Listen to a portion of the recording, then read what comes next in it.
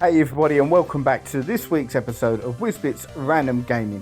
And today we're going to be going somewhere quite local. It's an area which I grew up in East Ham, and this shop has been around for some time, iGame, and nobody really knows about it. They don't seem to advertise within sort of the retro gaming community, but I think we've got a bit of a hidden gem here.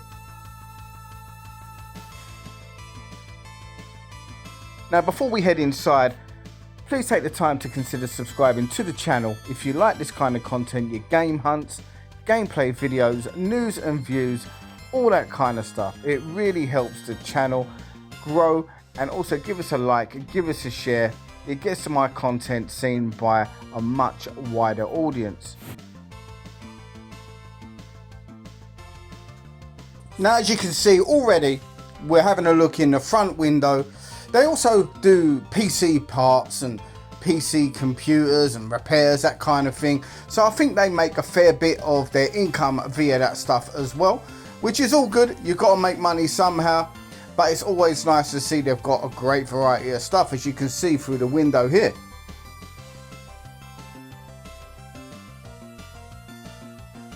Now oddly, this shop is literally 3 or 4 doors away from the local CEX, so I'm amazed it's been able to stay relevant and open for as many years as it has, and it has been open for quite some time.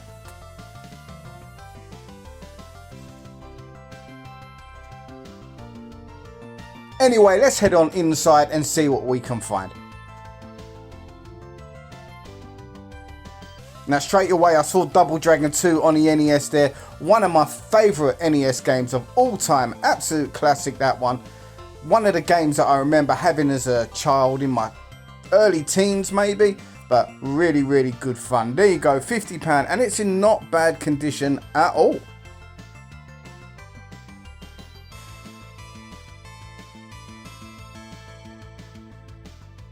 Now this shop, they know the value of a steelbook. So they do sell steelbooks in here, sometimes without the games as well. So you're not going to get much of a great deal on steelbooks in this place. They know the value, and they know collectors do like to put them on display.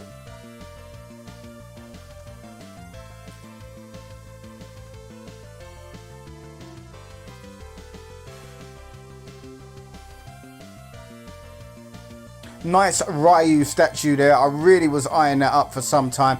Don't think I've got room for it, and in all honesty I do prefer Ken, so yeah, I passed on that one today. Now I think this was a bit of a liberty, £45 for this dodgy knockoff NES clone.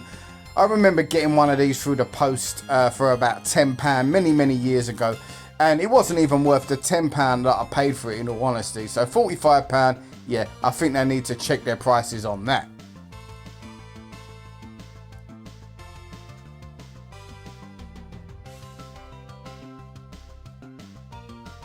Now for anyone thinking that Sonic Generations in the background was a bargain at £5, it was cover only, so no game, so no deal.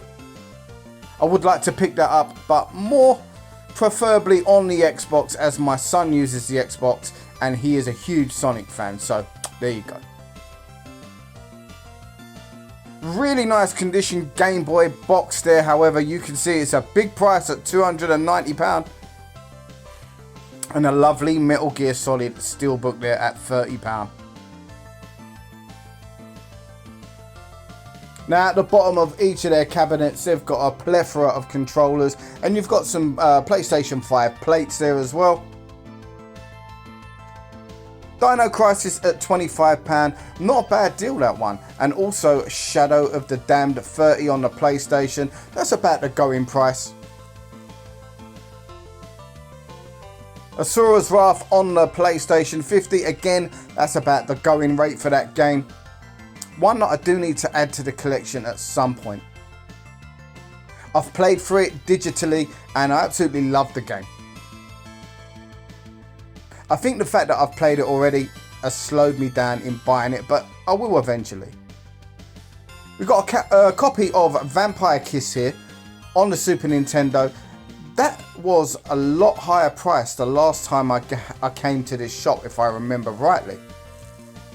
£99 there. I personally think it might be a repro, and that's why the price has plummeted somewhat. It looked a little bit too minty, in my opinion. However, I'm no expert.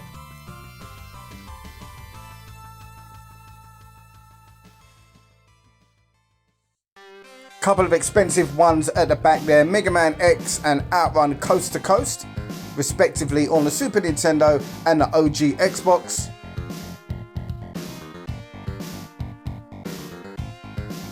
And I believe the original Animal Crossing in as well. Not a fan of that kind of game, to be honest with you, but I understand why it built up such a huge following, especially during COVID-19. During lockdown, that was a huge game. Now here's one I'm looking to pick up, £50, it's £42 in CEX, so even though this is in great condition, I'm going to pass on this one today.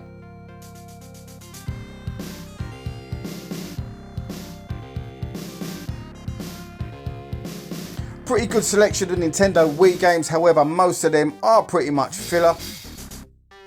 But then you try and find a Nintendo Wii section that isn't filled with mostly filler.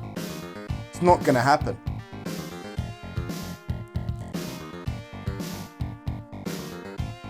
Some really good PlayStation 4 titles as well, all quite reasonably priced, I will say.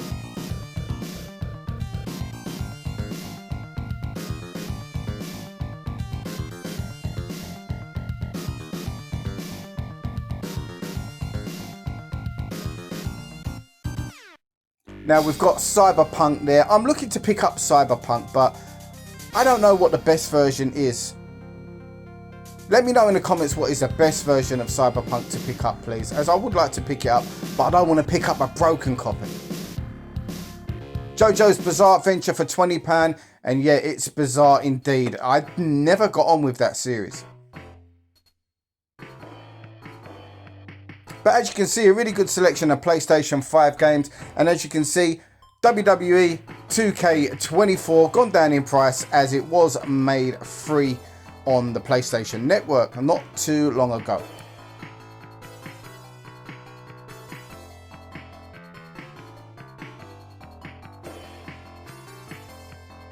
Now, similar to the last few sections I've shown you, the PlayStation 3 is no exception. Really good selection of stock in this shop. Now, I'm not sure if I've got this game or not at the time of when I was browsing, so I wasn't sure if I was going to pick that one up today. But if I haven't got it, I think I might just return for that King of Fighters game.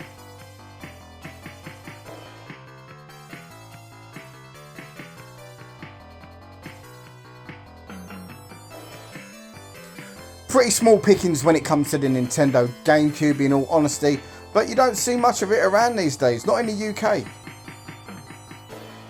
Now, I thought this was reasonably priced at £15, however the cover was a bit battered, and that really did put me off. It shouldn't have done because it's a good price, and I probably could have just done a cover swap, but for that reason I'm going to pass today. I may live to regret that one, in all honesty.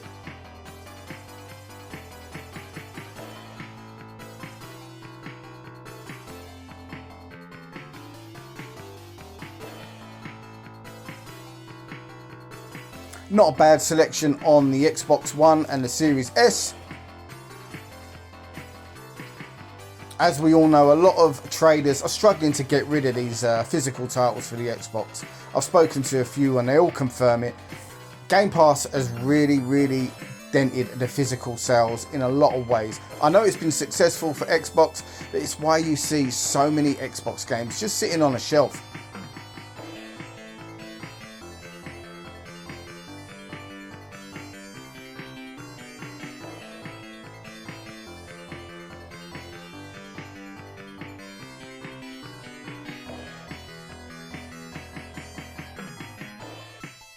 Now, I almost picked up that infamous Second Son. I believe that variation of the cover is the one that comes with the collector's edition.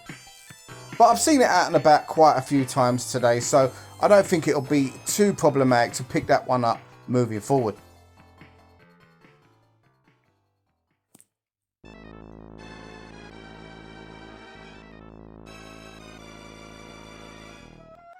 Copy of Blood and Truth there.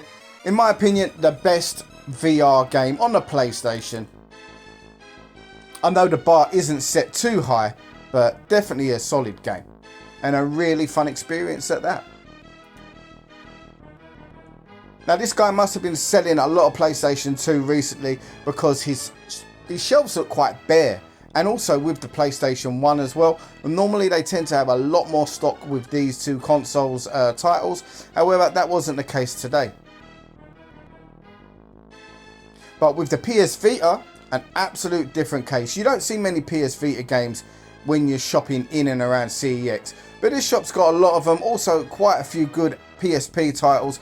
That one in particular, Ultimate Ghosts and Goblins or Ghouls and Ghosts. A brilliant, brilliant title.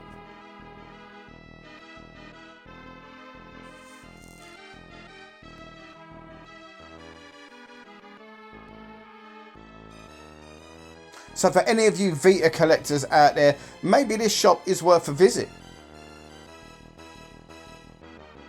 It's very expensive to collect for the Vita, and I know the games are quite hard to find.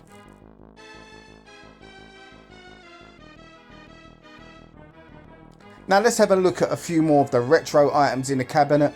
There's some memories right there. Quickshot 2, Daley Thompson on the Amstrad. Wow, I broke quite a few of those back in the day.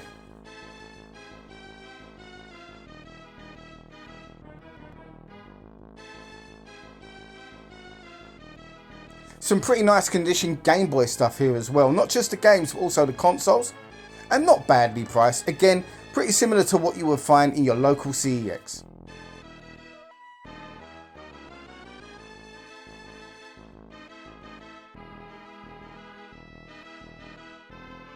Plenty of N64 stuff and a few Super Nintendo bits, mostly unboxed, but a couple of bits there, as you can see, nice and tidy, good condition boxed.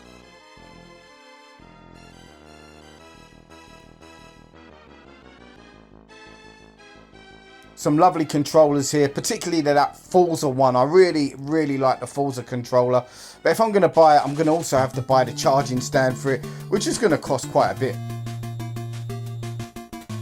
Now, I'm not too sure about that At Games Mega Drive thing, but hey, it's got its place, I guess.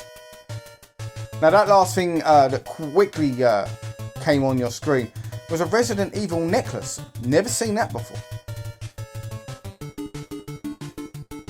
Not sure why Wii Music is in the window. It's an absolute terrible game. Yeah, I don't think anyone's going to buy that.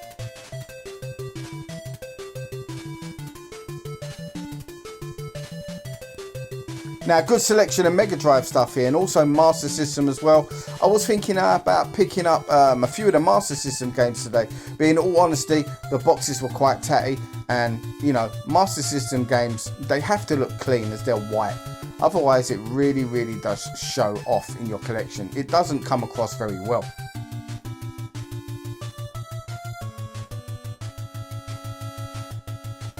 Now, good variation of Nintendo Switch titles here, as you can see. Quite a lot of different games, and it's always nice to see a good variation of Switch and not just the commercial mainstream titles.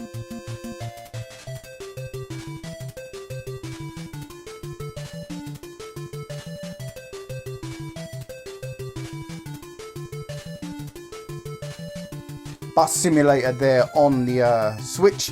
My boy used to play that all the time, absolutely obsessed with London Transport. He was at one age.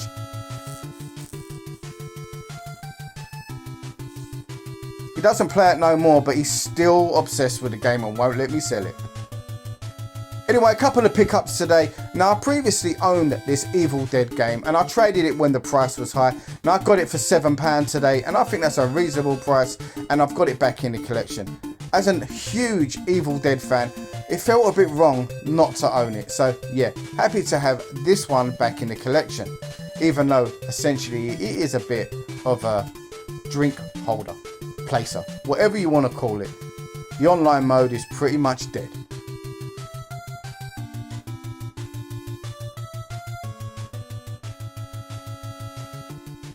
We also picked up a Watch Dogs on the Nintendo Wii U.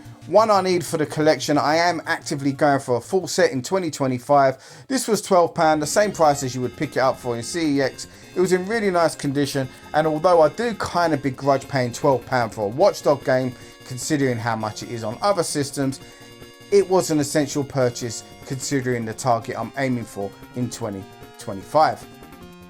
Will I play it? Hey, that's debatable, but I'll definitely at least give it a go. Maybe an hour.